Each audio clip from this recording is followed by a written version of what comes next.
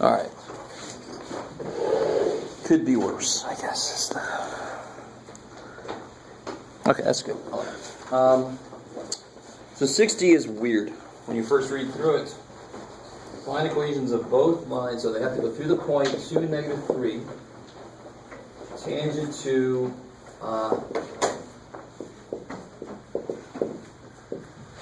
tangent to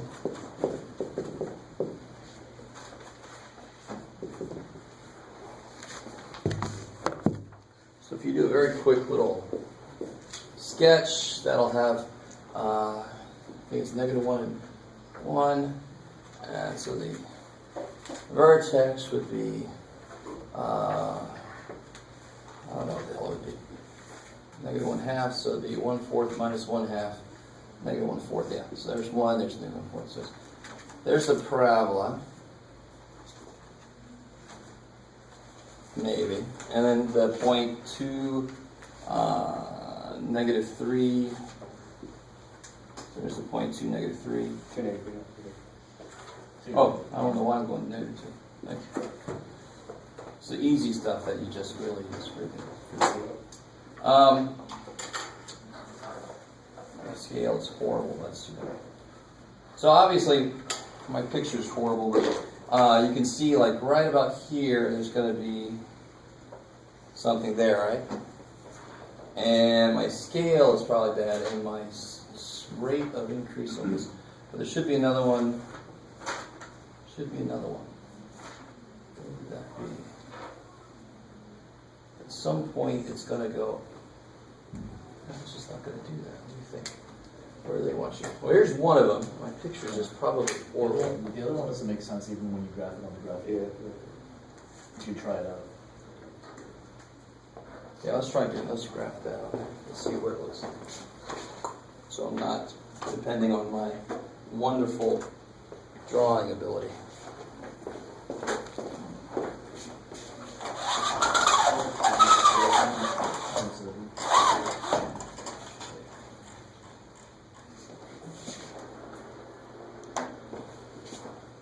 Let's see.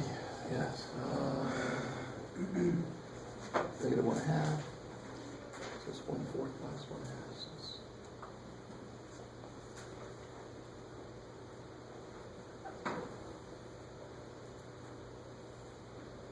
okay, I see. All right. Well, let's see. We'll actually do this to kind of prove what we get. The picture's just to give us an idea of what they're trying to get. I think probably that's good. I don't know. Horrible picture. So let's focus on this. If I can find the equation of this line, at least having this one line, and this might be a better way to do this because we're not all going to be able to draw a pretty picture. I definitely can't. But what's the idea behind this? What's really difficult is to find the equation of a line. What do you need? Slope. And a point. Now, in this case, the slope of that function, how am I going to find that? First step. Find the derivative. Find the derivative. Okay, that's an excellent first step. So what's the derivative of that? Plus 1. Okay. Or if you want to say dy dx, it doesn't matter. It looks a little more like rise over run slope. Now here's the funky part. That's the slope of the function where? At 2 minus 3. That currently is the slope of the function where? Anywhere. Anywhere, 11. Okay, that's the answer.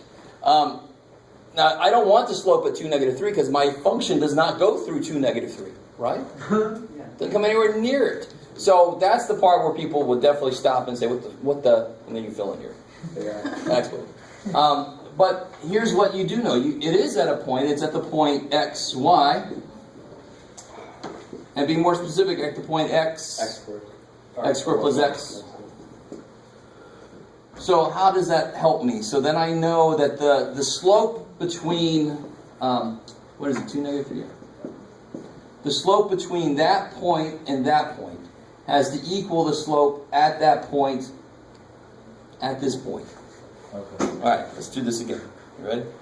And actually, let's make this a little bit better. I don't want to say this. So you've got two ways to look at the slope. One way to look at the slope is you want it to be this, and let's call this point a little something better. Let's not just call it. Let's call it. What letter do you want to use? H. H is fine. So H, f of H.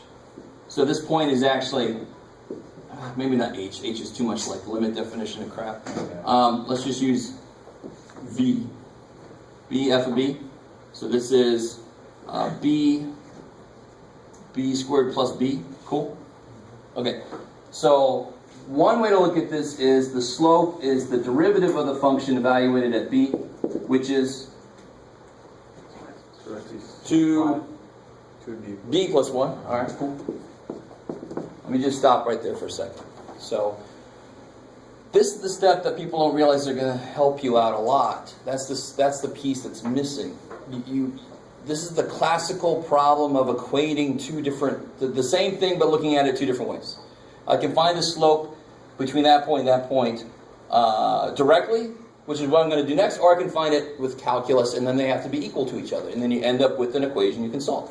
So how do I find this directly, algebraically? y2 minus y1. Yeah, so b squared plus b Minus 3. minus negative 3 No, so plus 3. plus 3 over b minus 2. So that must equal 2b plus 1. And you get a quadratic, which is going to have at most how many answers? 2. Which is why it says equations, plural. Actually, that's plenty. You guys can finish that out. That's the key step, the key thing to realize on this problem is how you get anywhere. You know you've got to do this. You know you've got to do that. And then you're stuck. Because it might not even come to mind that you don't have a point to work with. And even if it does come to mind, you're like, I don't have a point to work with. But you do. You always do. There's some general point. In fact, call it something besides x. I just don't want x in there. Call it a or b or whatever. That's the answer. And that's what we do in mathematics. We call the answer a letter, and then we're able to work with it. So I'm able to work with it from one perspective, from the news perspective, and then I have to, so these equal, multiply that, get your like terms together, blah, blah, blah. Right? Be some b squared term equal to 0. You get two answers. Now I'm curious, though. Let's finish this out, because I want to do it up here and see what it looks like. So if you multiply that over, what do you get? Is everybody decently cool with the steps to get there? And it's just some of these might just not occur to you, and that's what these, almost always the last few problems that are problems that are geared to that. Can you go one step beyond what you've been discussing? Can you apply it in a way that you don't see? And why do you want to be able to do that? Because almost every damn thing you want to apply this to is something you haven't seen before. So it's not, which example is it? No, it's not that at all. So what do you get? Somebody help me out? 2b squared. 2b squared minus 3b minus 3. Yeah, good. I like it. And then you get your like terms together. Pop, pop, pop. You get b squared, Minus 4b minus 5. which is factorable, it looks like. Sweet. Negative 5 and 1. Good, so you get b minus 5, b plus 1, so you get b is, Negative 1 and 5. good, negative 1 and 5. So those are slopes for the equation? No, those are not your slopes. Those are the points. That's the point at which this line will hit your function, right? That's this. Your slope is either right here or right there. And of course, no matter which one you plug it into, it's going to be the same. That's where you freaking started. You force them to be the same. Are you guys kind of with me? I always lose students right there for some reason. Your equation came from equating these. So which one I'm going to plug these into, who cares? They have to be the same. It's a good way to check. So if you plug in negative 1, let's see. If b is negative 1, what do you get for m? You can look at it this way or that way. Minus 1. You get minus 1. Cool. And real quick, if you do it here, you get 1 minus 1 is gone. 3 over negative 3 is negative 1. Is everybody with me? Yeah. Okay. It's me. All right, good. So m is negative 1. So then what's the equation through the line? I've got a slope, I've got a point. No problem, right? You can make the equation line. So it'll be, I kind of always do this. Y equals negative x. So that's negative 2.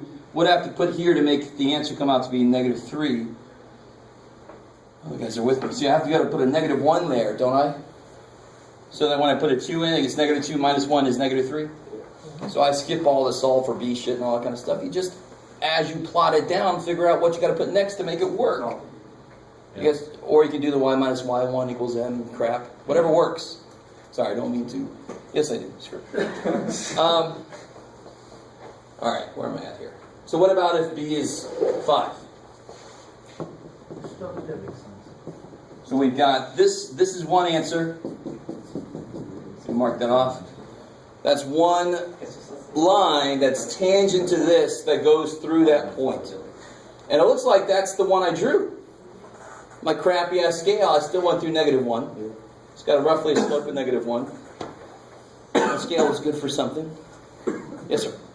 I did this problem over at the masters, and the way they did it is a completely different from what we did. Like, pretty much what we did, we just took the derivative of the original equation, and then we plugged it into y equals mx plus b, and then from right there we got our answer. One probably, at least one of the answers. But this would be only for one tangent. For one tangent. I'm not really sure how that would get you anywhere. You must have done more. So you took the 2x plus 1, and you plugged that into y equals mx plus b. So then how exactly did you do that? So you got... And the 2 and the negative 3. Yeah, you get the where it says the equations through 2 and negative 3. Oh, so you put this in here for the m, and then you put in there... Well, when I found out the... Right? Just a second. When we did the derivative, we plugged in the x value on it. So we came out that the derivative of that equals 5. And then we plugged it into y equals mx plus b. So here's the thing. You were lucky. So, I don't know yet. We haven't done the other one yet. I don't know the answer to this. But real quick, let me finish out that second one and see if what happened was lucky. Okay. Give me a second. The b equals 5. Then m is... 11. So then y equals 11x. And to make it negative 3, I've got to subtract. I'm going to plug in a 2, right? So it'll be 22. 22. To make it negative 3, I've got to subtract 25, right? You guys kind of with me? Yeah. Whatever way you do it, it's going to get there. Okay.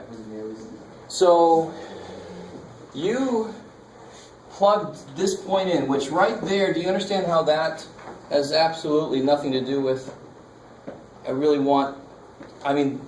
this has nothing to do with this, except for the problem said something about a line going through both. Beyond that, they have nothing to do with each other. So you found at 2, you found what the slope was at 2, but that won't directly help you, unless it was straight up and down, there's no way it would go through that point from 2. You see what I'm saying? There's obviously not an infinite slope of 2. I don't know if everybody's with me, but I'm not sure. So just let me see. So you plug that in. You plugged in. You plugged this in. You got 5 for that, and then you plugged a 5 in. Yeah. Yeah, but we agreed that this point is not going through the tangent. So I'm not sure how you could get either one of those two answers from that, though. I'm not sure. I think she might have just done it wrong. Okay, I think so. Now, in general, there's almost always more than one way to start a problem off. I was kind of excited because I didn't really see another way to do this. I thought if there's another way to do it, it'd be awesome to show that it should lead to almost the same quadratic, just from a different starting point or something. But I still don't think there's really another way to do this. So if we try to graph these, this should be kind of cool. Depending on your definition of cool. Let's see.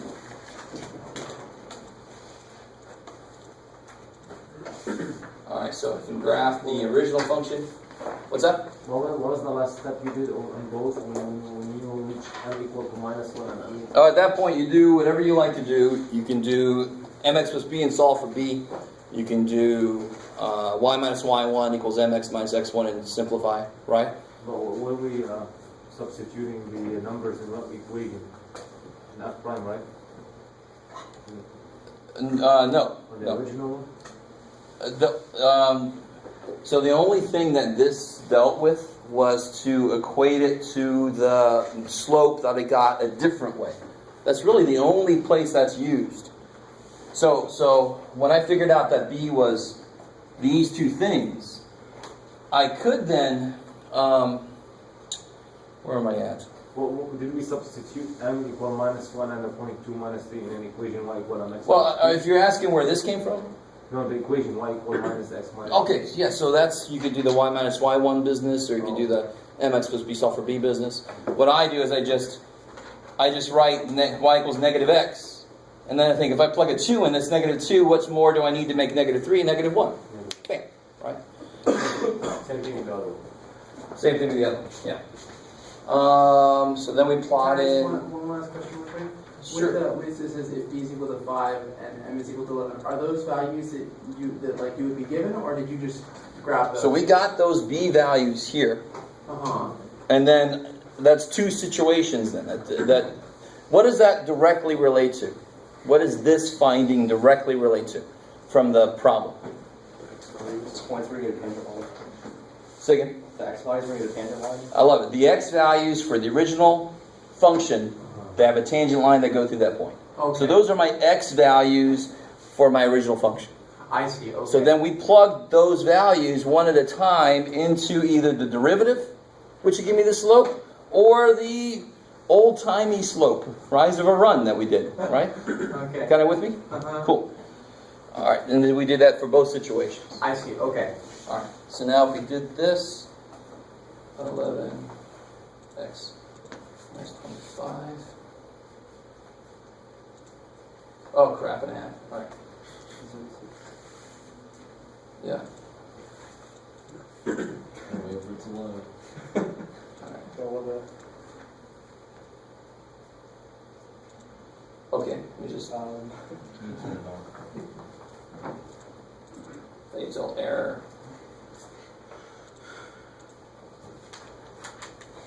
That's neat. Okay, good. Zoom 6. Okay, there's that. There's the one I have drawn on the board. Oh yeah, cool. Yeah, duh. Because eventually I just couldn't think that way. Eventually it's going to go far enough that it can come back. Right? My brain just didn't want to go that far over. So that makes sense. You guys with me? If I drew this further, eventually it's going to have a slope that'll take it back down through there. That's why I had to go, what x value does it have to go over to? 5. A little less.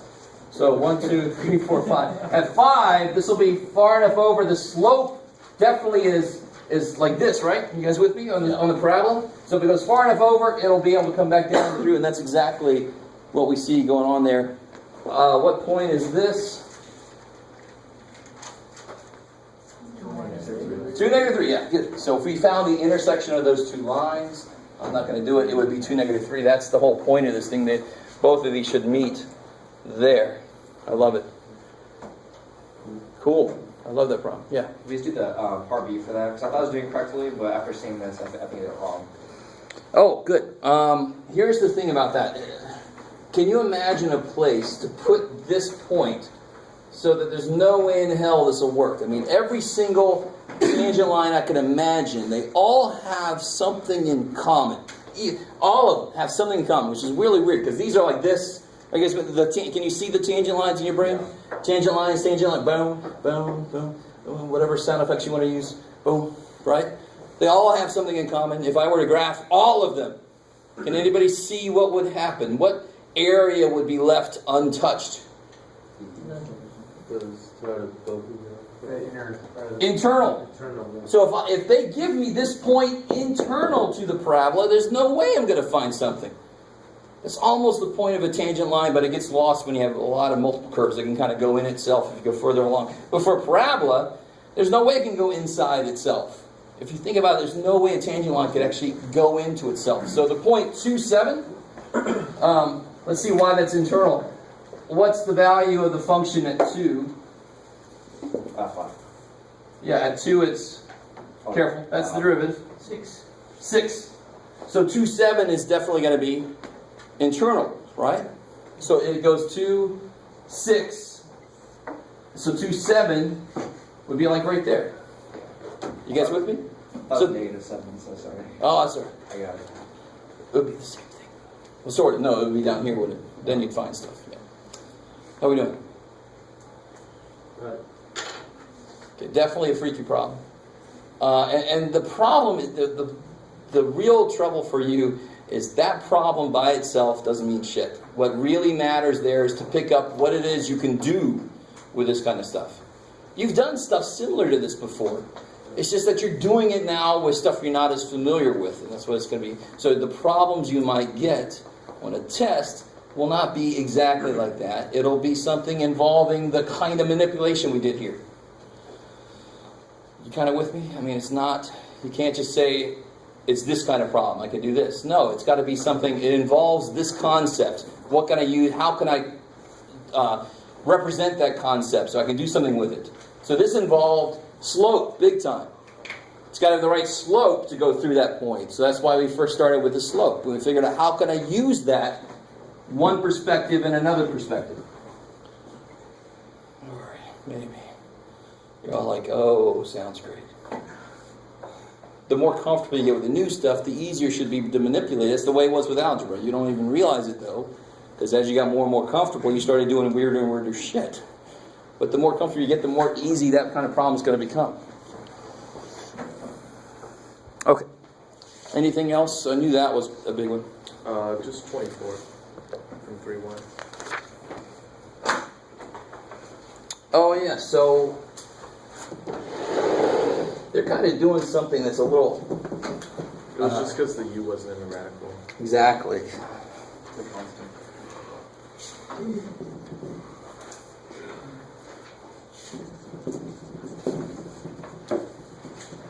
This one outside. And I had a student that proposed something, and I told him to actually write to the Mathematical Association. I thought it was a good idea to make the symbol for radical include that symbol, because it's really difficult. I get that all the time. I got some people doing that on the test. I had something like this, and somehow I went, yeah. So there was more under it than I intended, right? Why would I make that part of a problem? Do you know how to add? Just to be mean. I know. I could. But I mean, I thought that was a really good idea. Make that part of the symbol. So it kind of has an end. But in general, they really should put that there. Yeah. They were actually trying to be a little evil. So one of these, they're both almost the same thing. The first thing I would do in this kind of problem, the first thing you have to do here, since this is before we know chain rule, is what can you do with this? For U to the 1 half. You could, but it's not as good. We can write it in terms of... Let me make sure you guys really understand what it is you cannot do yet. Not because you're not good enough, because you don't know how to yet. You cannot handle a function like a radical or anything where it has an inside part where the inside is more complicated than x. You with me? You can't do it. You don't know. So I know how to differentiate x to the 7th, but you guys have no idea how to differentiate 3x cubed plus 4x to the 7th. We don't know yet. Officially. Some of you guys maybe know. I don't know. Okay. So, what I have to do in this section is I have to break these up. And I just rather write radical 3 instead of 3 to the 1 half. I don't know. Personal choice. And now you can attack it with calculus. Is that cool? No. Any questions on that one? I haven't done any calculus yet, right? But that was just to get started. Okay. Yeah. Oh. Number 27, how would you go about, would you like expand it or?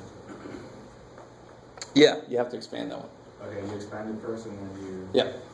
And that's the beautiful thing real quick about binomial. Did you have a question about that one? I was going to say, just because it's like, root number, you just treat it as like a constant, multiply it by like, Yeah, this is just a constant. This is just like there's a 7 there. okay, So radical 3, just a constant.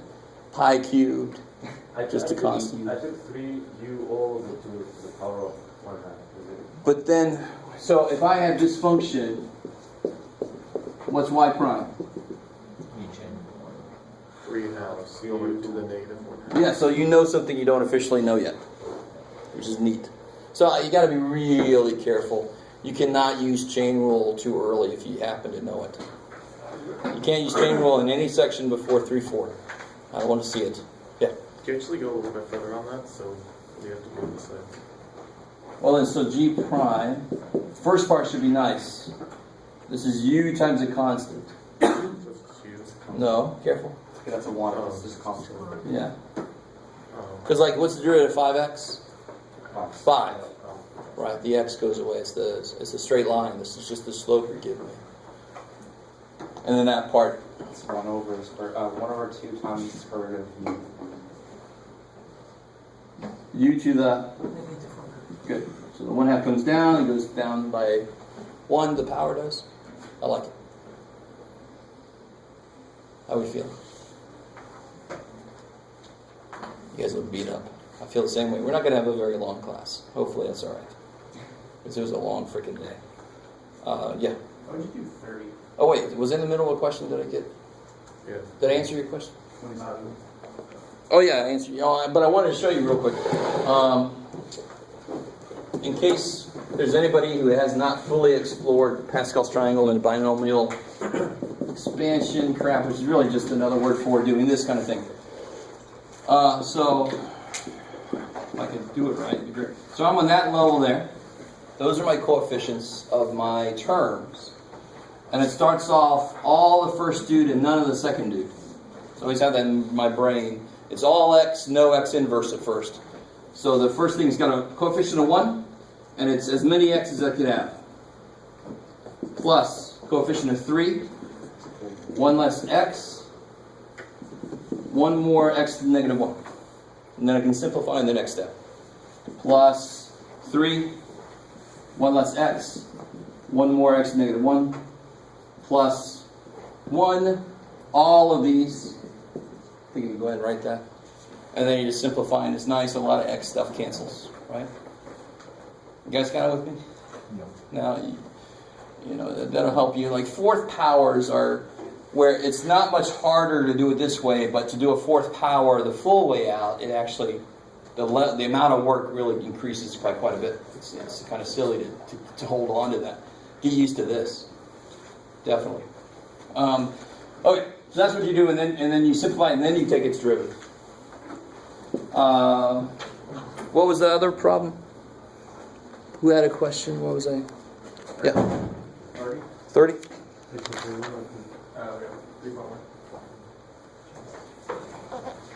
Yeah, it's the same thing. You have to, and you can do it. Well, it doesn't matter. It's just squared. So just rewrite them all as powers. Bring the radical up and make it a negative half power, and then just FOIL it out. Yeah. That kind of problem would become a little bit easier with chain rule. Yeah. If it was an eighth power, it would become stupid easier with chain rule. I mean, it's just that efficiency goes way up.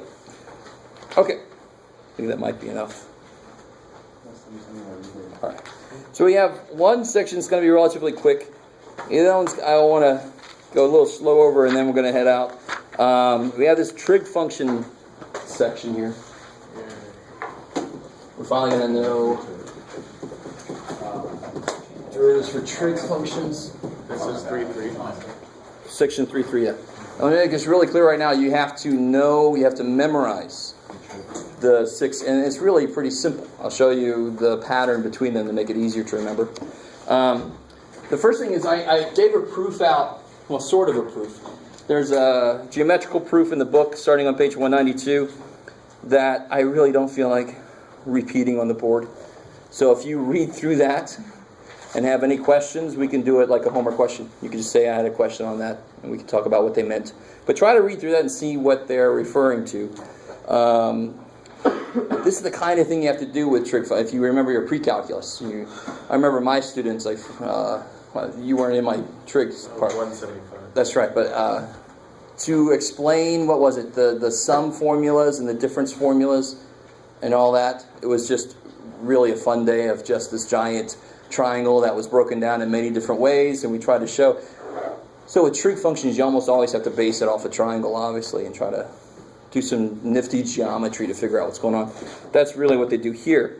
But once you get this fact in there, yes, 1, then that kind of, like on the sheet I gave you last time, it comes out as an integral part of just figuring out what the derivative of sine is. And so at the end you end up with the derivative of sine is cosine. And if you really quickly just look at sine, just an ugly quick thing, and you looked at its slope, where is it, 0? 0 and right 5. Yeah, so right there, it's 0. Right through here, it's going to be the highest positive. Is that cool? And so it's positive from here to here. It's positive, and then from here to there, it's negative. And then the same thing's going to happen. It's going to be 0. It's going to be the most negative there, a 0, and that is basically cosine. Now, if you do that visual, it's not enough evidence that it is cosine, but it's pretty damn good evidence. Especially if you somehow can figure out that this slope through here is exactly 1. Then that's a really good sign that it's cosine, because that would be exactly what cosine should be. So is 1 once it hits 0, right? No pun intended, huh? The slope is 1 when it hits 0, correct? Yeah, it has to be. I love it. So it matches up with the cosine would be the visual of the derivative. It's got to be 1. Good. The derivative of a cosine, now I could go through a whole limit definition stuff about this, but if we start with cosine now and look at its derivative. It's so fantastic. I know, it's awesome. This side just, went to nap it with me and then a little more. So it's 0 there, 0 there, 0 there. But what's interesting here is the slope here is, what's the main thing about the slope here? Negative. And then it's most negative here. And then the same thing on the other side. So the main thing to realize there is, it's not sine, it's negative sign. I like it. So one thing I want to say in general, all the trig functions have this property. All the co-stuff is negative. If you look at all the derivatives of co-stuff are negative values. And all the derivatives of the non-co stuff are positive, kind of like their analogs. So you'll see that here in a minute. How would I go about figuring out, now that I know these two things, now that I know sine x primes, that cosine x primes, negative sine, can you take a second and figure out what the derivative tangent is?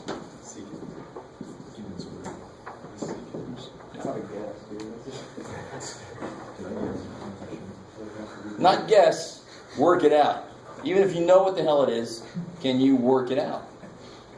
So right now, all you know about trig functions are these two things. So obviously, how are you going to attack tangent? Well, we start that sine over cosine. I love it. You got it right in terms of stuff you know. And then that's a what? Quotient rule. Quotient rule, yeah. What am I doing? You're like, we're not sure, man.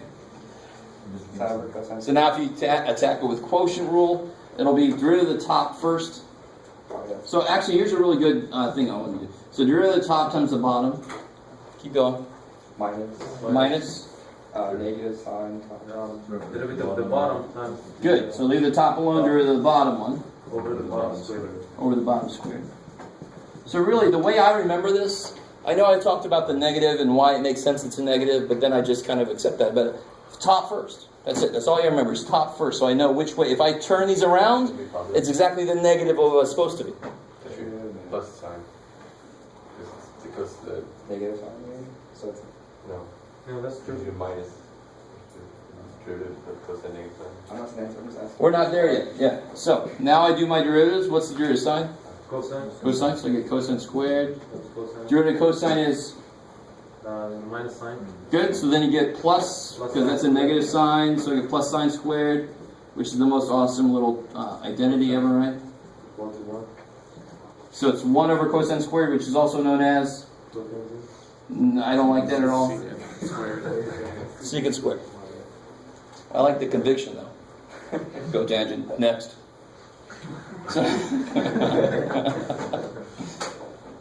and so forth. I mean, yes, sir, sorry. Local piece that we got from the sin x over cosine x to that. So now I'm applying quotient rule, right? So the quotient rule states if I have f over g, it's going to be f prime g minus f g prime over g squared. That's the quotient. Is that cool? So that's what I did. Here I'm still taking the derivative, and there I applied the rule. And then I did the derivative on the next step.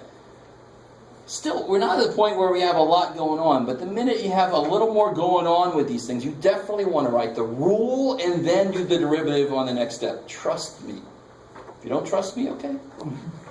We'll see what happens. Yeah. You got the one from the proof of cosine squared x. Plus sine Good, squared x. good. So all these identities that you're supposed to know, they're going to come up every now and again. Trust me. They will. So I have that green sheet on the website that you might want to download. That black line, I will hold to it. Anything below that black line, I will not hold you to know. Anything above it, you just have to know. So in a test or something, they can just come out of nowhere. Exactly. That really printed out small for you. Yeah, so. I know, I didn't know. Show that to me again. It's good enough. It's tiny. It's like, okay. So real quick, you guys do. Let's see something interesting. How would you do secant?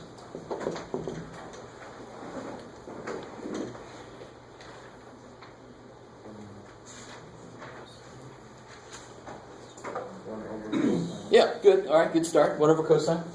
That's not, now this is not even me. This is just not a quotient rule. Definitely not. If the top or the bottom is a constant, don't even try to do quotient rule, because what's the derivative of 1? 0. So you have an extra term you don't need in that.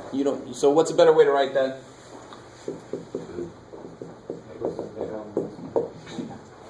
Right?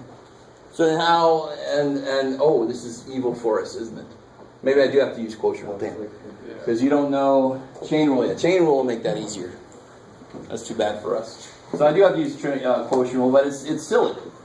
Top first, as a bottom, minus top times the derivative of the bottom. So far, so good. Over cosine squared. I like it. I like it. So it's just f prime g minus f g prime over g squared. I love it. 1 prime is 0. And this is the part that gets everybody. Everybody just makes that 1, and then that has an extra piece there, and the whole damn thing goes to hell. Right? So that just goes away. So I end up with negative negative, what's the derivative of cosine? Good. Over cosine squared. Sine over cosine times 1 over cosine. I like it. Break that up on the bottom. You should be used to doing something like that from pre-calc. Sine over cosine is tangent, and 1 over cosine is secant. So the weird thing is secant prime, the derivative of secant is secant tangent.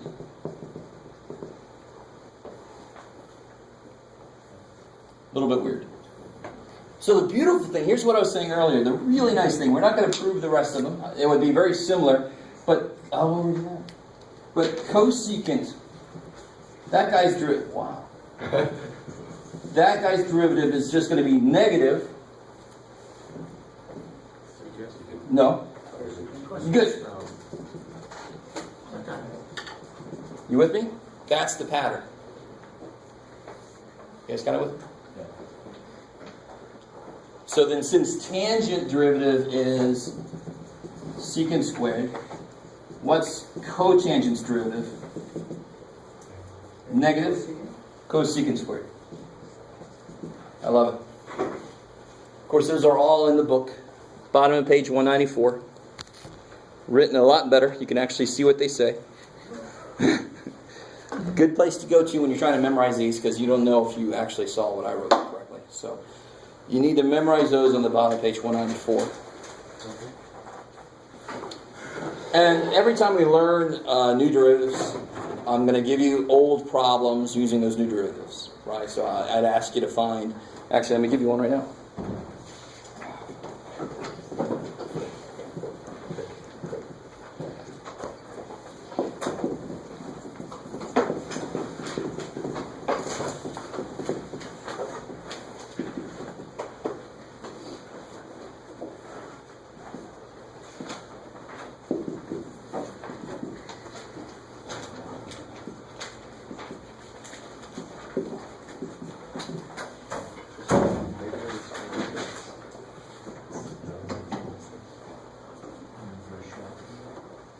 gross.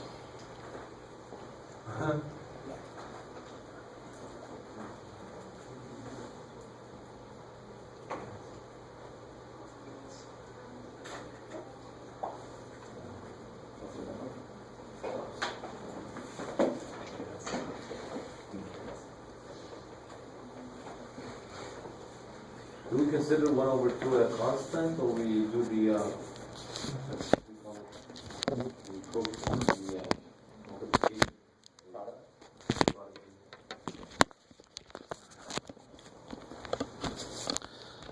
Say it one more time, sorry. I was asking if we have to use the product. The product rule? Yeah, just Oh, no. Anytime there's a... If you use a product rule, the derivative of 1/2 is 0. So in essence, I love your question because you're always doing product rule. But we just shortcut it. So if I had 5x, if I had to do the derivative of 5... If I had to do the derivative of 5x, I could do 5 prime x plus 5x prime. Of course. So, bless you. We're always doing product rule. It's just that, why do this? What's 5 prime? 0. Yeah. So then I can just focus on that. And x prime, of course, is 1.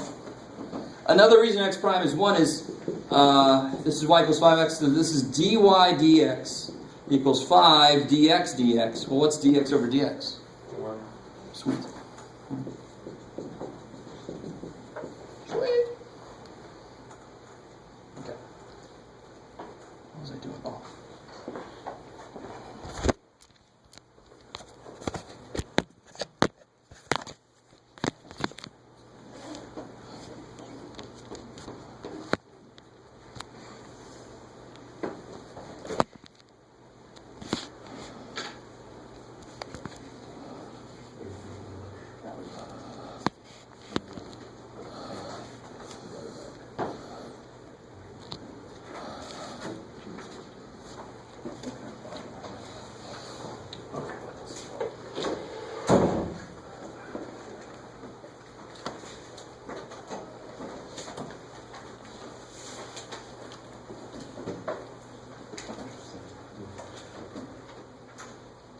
So just make sure everybody's on the right track here.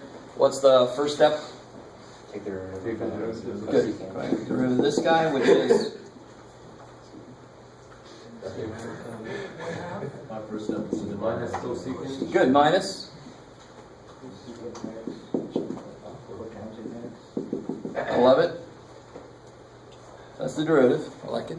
And of course, find the use the derivative to find the slope of the tangent line at the point where x is pi over 4. So that would be plus f prime. So f prime evaluated at pi over 4.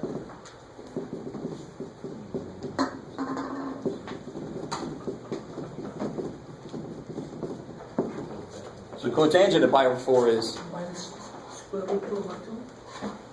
I'll be okay with that, is 1. And then cosecant of pi over 4, Square root of 2. yeah, because sine of pi over 4 is 1 over root 2. So cosecant must be root 2. You with me? Because that's just one of the reciprocal functions. How we doing? That's the kind of thing that you're going to see every now and again, and if you don't know your trig, you just can't finish the problem. And trig just shows up every damn where. So we get negative root 2 over 2. That's your slope. Yes. Was that including 1/2? Yes, definitely. Because this by itself would be 1 over sine, which would be 1 over, if you want to put root 2 over 2, which would be 2 divided by root 2, and 2 divided by half of 2 is half of 2. Over 2. No.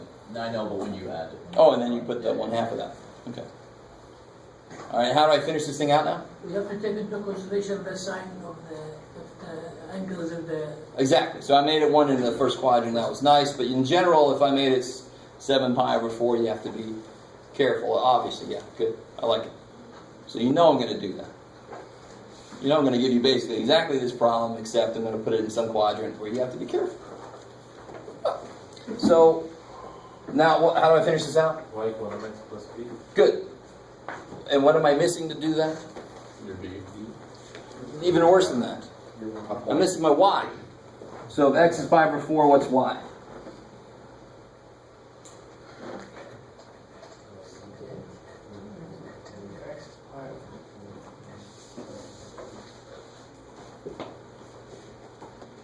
What was that, 2/4?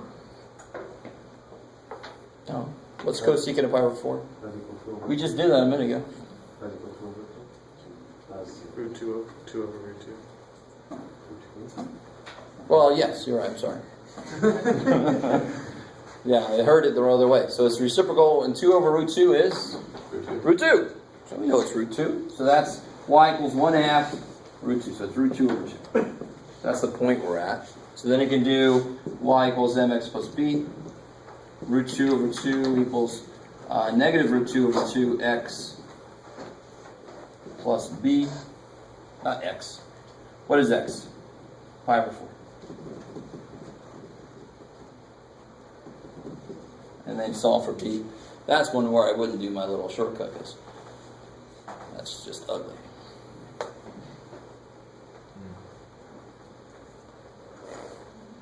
Right, so in this case, I don't want to see, don't show me freaking decimals and all that kind of crap. It's just going to be either just root 2 over 2 plus root 2 over 2, root 2 pi over 8. Just slam those bad boys together. You could consolidate that, get like denominators, but no, who cares? That's fine. It's just that represents the answer. That's fine for b, and then you just put it back together. Y equals negative root 2 over 2x plus all this business here. Right? You can put the pi out front if you want to make sure that it's not in the radical. Semi-decent with that. You will get problems, especially with the trig, where your inputs involve pi. It's almost impossible to get a nice b out of that situation. So you will have parts where the b's are expressions in themselves, but who cares? You're just going to throw it in the end. Don't let that freak you out. Okay, so any questions on that? So old problem, new function, just to make sure you can do the derivative and you remember how that problem works. Yes, sir? Do we have to do any approving of the derivatives for these tests? In the homework, I think I might have assigned one of them. On the test, it's possible. Because it's in using quotient, product rule, and stuff like that, wherever you need to. Okay. So I'd say, knowing that there is sine and cosine, rederive the derivative rule for cosecant or whatever, possibly. More than likely, I wouldn't do that. All right. Just because it's not very interesting. I would probably give you a more complicated one to do, but we'll see. Oh, everybody got that here? No? Sorry.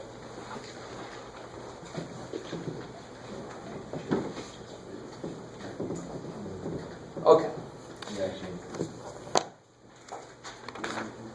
So that's section 3.3. The most important thing there is to get the trig function derivatives down. The homework is going to involve a lot of problems that sound very familiar, just like that one did, just using the trig stuff, right? So what I really, really want to focus on is this section 3.4, which once we learn this, it's just going to be everywhere, because in reality, it's everywhere. It's hard to make a problem that doesn't involve this rule. So this is called the chain rule. We'll see why in a minute, why it's called that.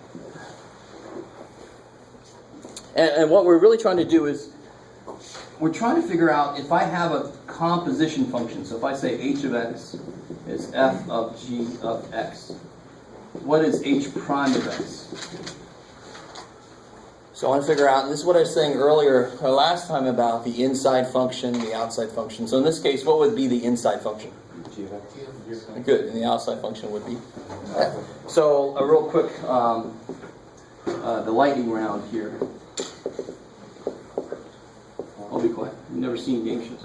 So if I had cube root of 4x plus 7, what's the inside function? What's the outside function? Cube root. Right. What if I had natural log of sine of 4x squared plus 2. Trick question, what's the inside function? Sine squared. Told you it was a trick question. That's one inside function. What's the innermost function? 4x squared. Good, so that function is inside of this function, and this function's inside of that one. I love it. And so in general, it's not difficult to tell what the inside function is.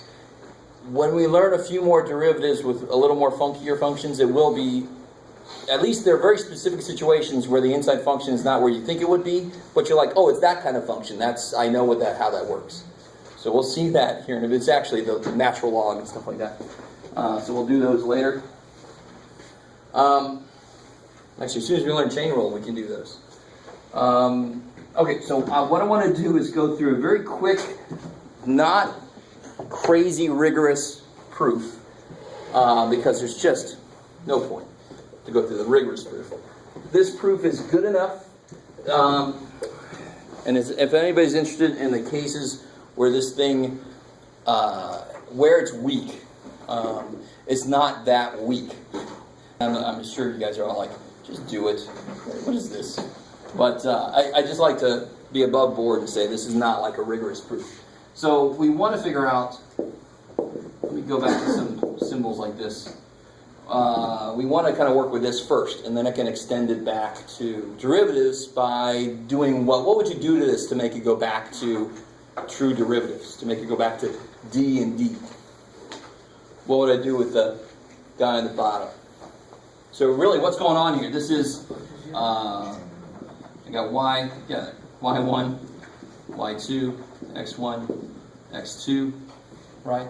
So then I can find its slope. And what I'm trying to do is to make this delta x, of course, I think you said it, go to 0. So if I take the limit as delta x goes to 0 of this, that will be dy dx.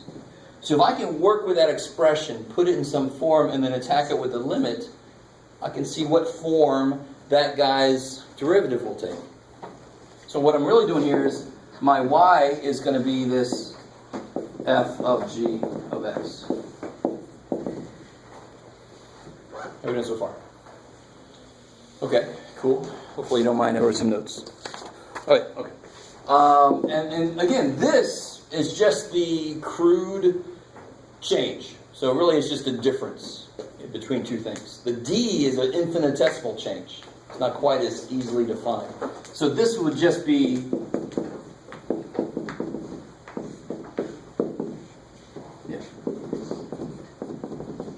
I'm just using this because it more goes with the idea of slope instead of h. This is really acting like h. Are you guys with me on that? Because the difference between the two x points are normally h, but I'm just calling it delta x. Okay, so here's the cool thing you can do. Notice how this is almost, how do I say this? This is like f of something, let me see how can I say this. This piece here, this is the part that I don't want to get too deep into. I can look at it as g of x plus some little function of x and h. Because what's happening as delta x gets really, really small? What's this going towards? G of x. G of x. So I can kind of think of it as rewriting it as g of x, that's where it's going, plus some small term that's making it not quite g of x. Are you guys? That's the part that you really don't have to fully understand. That's the part I wasn't even going to put up there, but I figured I should. So the form of this looks like f of something plus a tiny thing minus f of that something all over the change in x. So it almost looks like the derivative of f of g. Right? It almost looks like the formula x plus h minus f of x over h. You guys semi with me? Okay, so it's got the right kind of form to do what we want a derivative to do. But what's really kind of wrong here is this is not really related straight to these two things. So what I want to do is something that's always kind of weird. I want to multiply the top and bottom of this by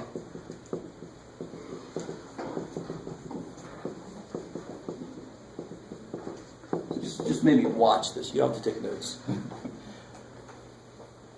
Now watch what happens when I kind of rearrange things a little bit.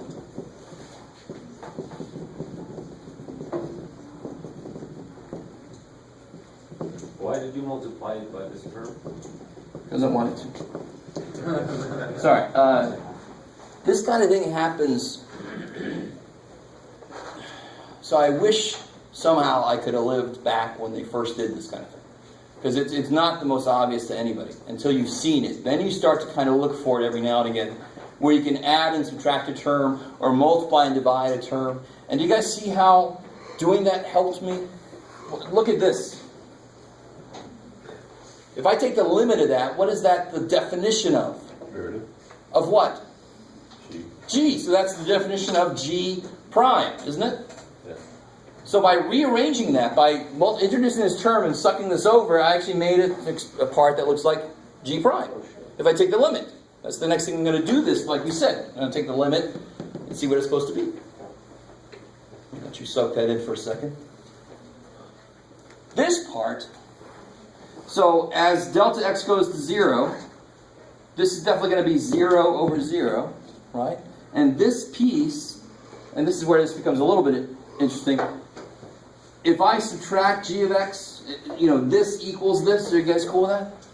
So if I subtract g of x, isn't this minus this equal to this little weird dude? Maybe. Okay. So if I apply a limit, let me just throw a limit in there. If I apply a limit as delta x goes to 0, I end up with this part is going to go to 0, exactly like this part would. As delta x goes to 0, that's going to go to 0. These two parts, this looks exactly like, this looks very much like, let's see how I can write this. F of u minus, let me say this again. F of u plus h minus f of u all over h. That's kind of the form this has. Can you guys see that? That's the basic form this has. So as delta x goes to 0, this definitely goes to 0. This part goes to 0. So it does look a lot like the derivative. Let me see if I can write this a different way to show that better.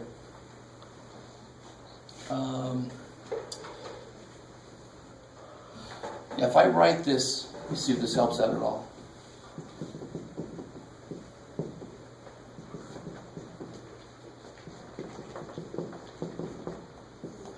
Now we just said that g of x plus delta x minus g of x, what is that equal to?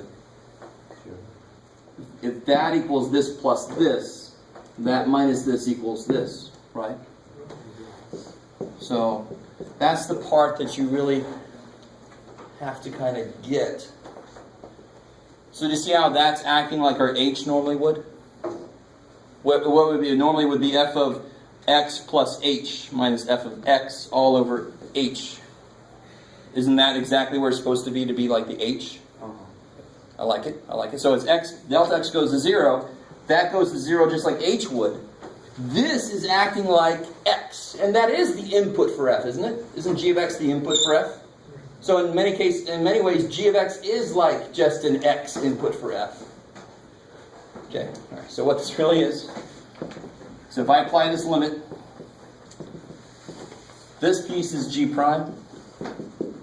This piece is f prime of g of x, which is sort of anticlimactic. So what the hell, now I know what the form is, I have to figure out what the hell it's trying to tell me. And to do that, let me first show you a misapplication of derivatives, and then show you what this is trying to tell me should be there. And this will be really nice if you give me a second here. Let me see. Oh, there. Cool. Yeah. So if I try to do this one I think we had earlier actually, in a problem we were looking at, something like this. If I misapply derivatives, I cannot take this derivative. I can't. I don't have, if I leave it like this. Now earlier we broke it apart. But I don't have any rule that deals with 3x to a power. Is there any rule that deals with that? No, there's a rule that deals with x to a power, right? So that is exactly why I can't do that the same way. But if I mistakenly do it the same way, what would I get? Just treat this like it's x. 3 half. 3 over x minus 3 over 2. Yeah, 1. No, come on. Yeah, 1. What's the derivative of x to the 1/2? 1 over 3 times the square root of x. X minus half. Alright, so this would be 1/2, 3x to the negative 1/2. That's the mistake. Now some of you guys, I know your calculus. You know that's a mistake. But isn't that what you get if you treat 3x just like it's x? Right? Good. If we kind of simplify this a little bit, I'll get 1 over 2 radical 3x. Now watch. So this is a mistake. Put that word on there so you'll know. You take this to the tutoring center and say, what the hell is Jeff doing? That is a mistake. That is wrong. Here's the right way. The old right way to do this is what we did earlier. We did it like this, right? No, Jeff, like that. So then I got root 3x to the 1/2. And then what do you get here when you take the derivative? Square root of 3 over 2. Good. Square root of 3 over 2. X to the minus 1. So if I rewrite this a little bit, I got root 3 over 2 square root of x. So how does that relate to this? Let's really analyze that for a second.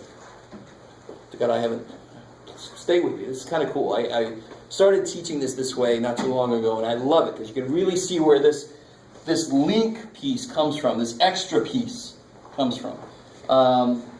If I play with this a little bit more, see what I want to do. Oh, rationalize this. What do you get? So this, I'm going to call this FM for mistake. What do you get when you rationalize that? Just the constant part. 1 over 6x. Or actually, let me do it this way. This will be easier. Let's rationalize the top of this guy. That'll be easier. Take the m out. So I get 3 over 2 radical 3x. So now you can tell me exactly how these guys are different. This one is that one. What? How are these different? What's the main difference?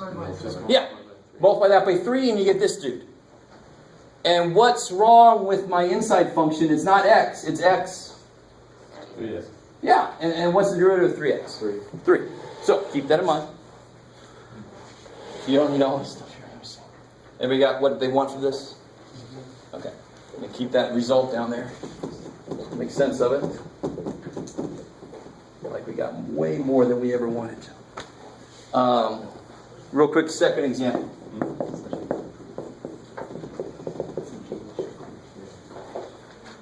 So again, I'm going to do the same thing, mistake.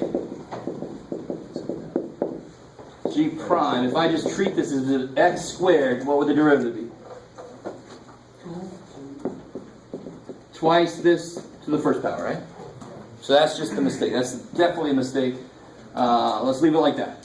Now, if we do it the correct old way, because now we have a correct new way, which is quicker. Here's the correct old way to do this. I first work with the function. I square it. And then I take its derivative, and what do I get? 24x to the 5th plus 36x squared. Good. And then working with this a little bit, noting the form of this, if I pull a 2 out, I'll get 12x to the 5th plus 18x squared, right? And then if I pull as much as I can left, I did just a 2 just because I have a 2 there. Is that cool? Just to make the form the same? And then what else can I pull out here? 6x squared. So then I get... Is that cool? So then exactly how are these different? Yeah. 6x squared. There's a 6x squared piece extra, and 6x squared, of course, is derivative inside. So in each case, it was take the derivative of the outside function like normal. Just leave the inside function inside. Do you guys see how that's exactly what this is? Take the derivative of the outside function and leave this shit inside. That's what the first part says. But thankfully it's not all it says, because we see that that's freaking wrong. Then you link, that's why it's called the chain rule, you link the inside derivative on the end. And the reason I call it, the really cool thing about the chain rule is if you got several inside functions, you'll have several links at the end. right? That's why it's the chain. We can just see the chain get bigger and bigger. Okay, maybe. So if I do this correctly, here's what these look like if you do them correctly using the chain. So if I take that function there, 3. The chain rule says, take the derivative as if this is x. Just blindly take it. Something squared, its derivative will be twice something to the first power, but then you give the inside a term. Sounds a lot like how I described product rule. Everybody gets a term. Same thing here. The outside function gets a term, and then the inside function gets a term. Derivative of the inside function. So now it matches with what we know we should get. Right? Then you can multiply that stuff out. And you see how that's not useful really, because I would just square the damn thing. That's easier. But if it was to a 20th power, okay, I buy into this now. Right? So the chain rule's power is anything that makes the old ways of doing things extra much work. Chain rule doesn't grow like that. It doesn't become a lot more work. It's the same rule no matter how big I make that power. Right? And the other one would work the same way. It's not very interesting. So let's look at some more interesting problems. Now that we hopefully semi-understand chain rule. Yes, sir? So if we were to have the sort of thing on a test, would you want us to do the correct old way, or would you want us to do the correct new way? On the test, I very rarely would I make you, I will set something up. So like the only way you could do it is this way, or the only way you could do it is this way. Because if I give you something and just doing one little thing makes it easier, I would hope to God you would do that one little thing. And not, so please, dear God, do not attack this kind of thing with quotient rule. That's crap. Quotient rule not needed here, just split it up, right? So I would not make you do quotient rule on this thing unless my point is use quotient rule and then don't, and then how do they, that sounds like, that's the problem you do in the homework, which is good. I'm not going to do the 2-unit test. I'd rather see if you can use the appropriate thing at the right time. Let's try something out here. Let's try 2 new things at once. Just so I can see if I can melt your brain.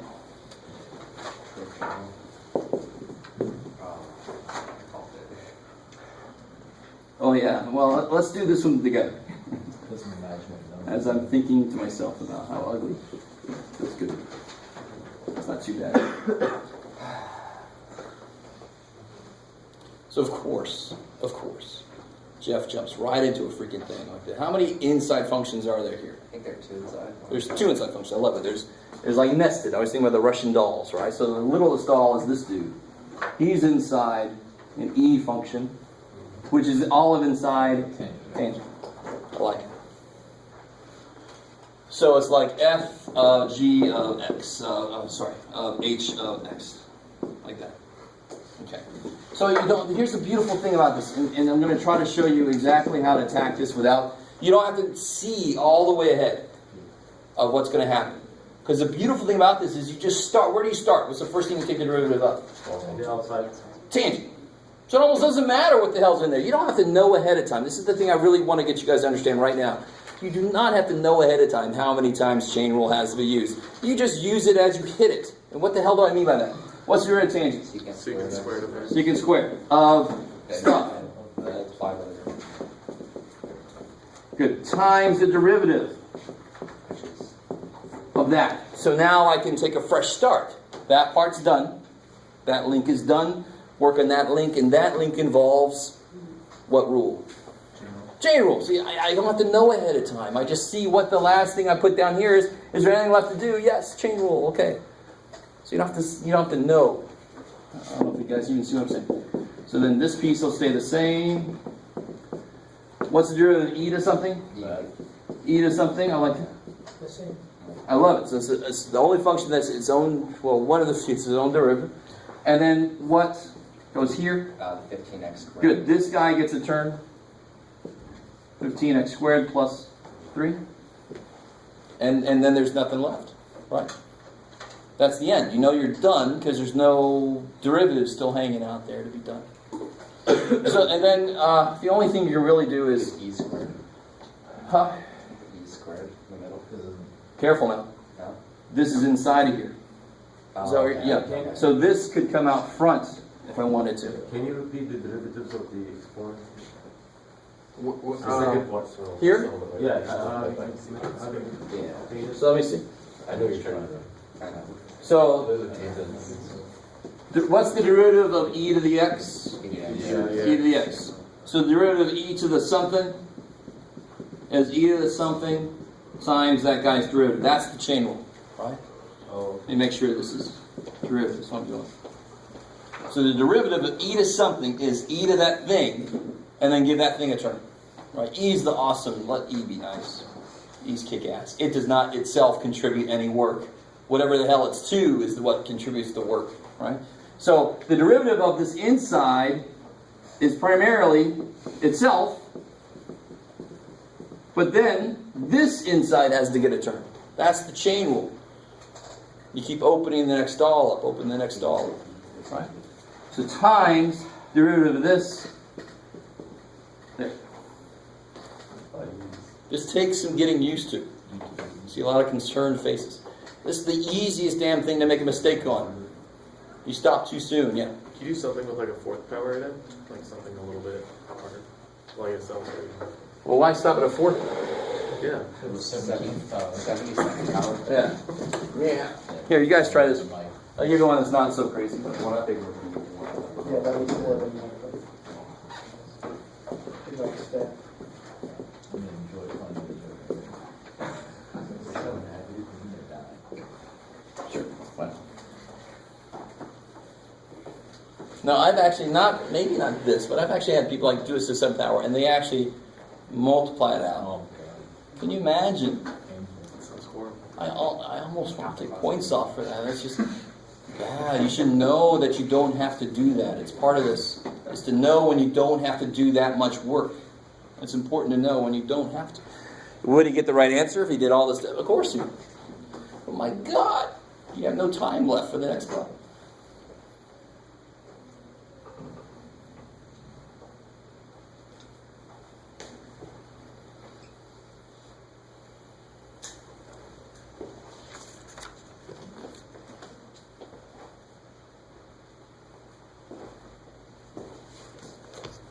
Oh, yeah. Here, while you guys are doing that, let me pass this.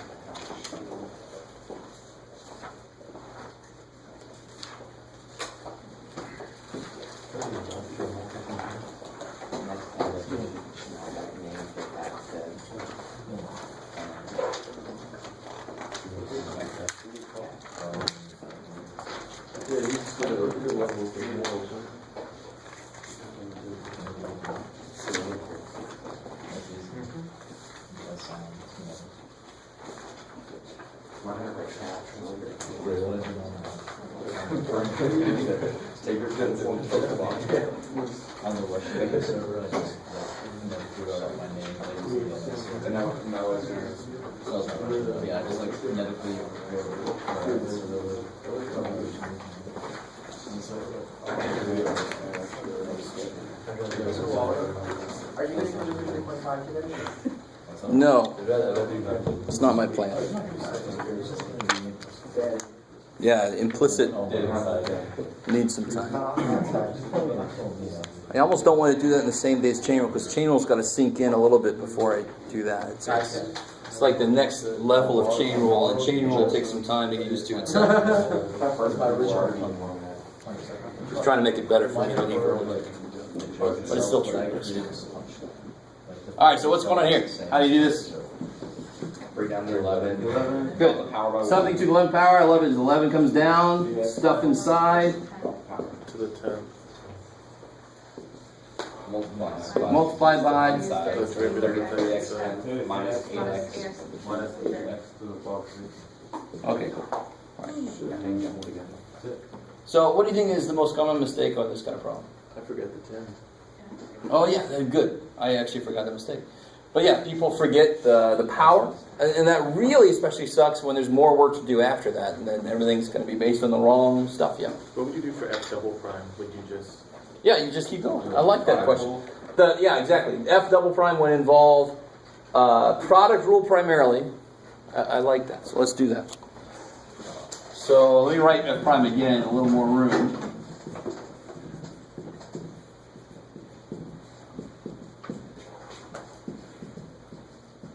Okay, distribute that 11 to the... You could. There's no real reason. In fact, to tell you honestly, I would probably pull something out of here if there was something like a constant. Now, you could pull 3 x's out, but then you make it a triple product rule. Do you guys see that? Yeah. Right now, it's just a double product rule because the 11 doesn't really matter. You guys start to see how this shakes out? You don't want to factor too early sometimes. But here, I definitely, obviously, don't want to multiply that because it involves the 10th power. If you forget the 10th power, you think you could. Ugh. So then F double prime will be 11. Derivative of this. Let me just do this like all the way out. More than you might. Times this. Plus 11 times 3x to the 11th. Minus 2x to the 4th. Let's leave the first function alone. Times the derivative of that. All right, let me just stop right there. So that's just writing the rule, and then I can do the derivatives on the next step. And some of you guys don't need to do that as much, but you open yourself up to making really simple mistakes if you try to do the rule and the derivatives at the same time. Right? So now the derivative of this, how would I work that? We're going to 10 again. Good, the 10 comes down. Careful, now this is the mistake I was talking about. People start to take the derivative of the inside. But your first derivative is just the derivative of the 10th power. So the inside stays the same, but now it's to the 9th power times... I'm not done with the derivative here yet. I'm still working on this derivative. Derivative of the inside. Derivative of the inside. I love it. So he's like, why did I ask this question? Seriously. So is everybody else. Times...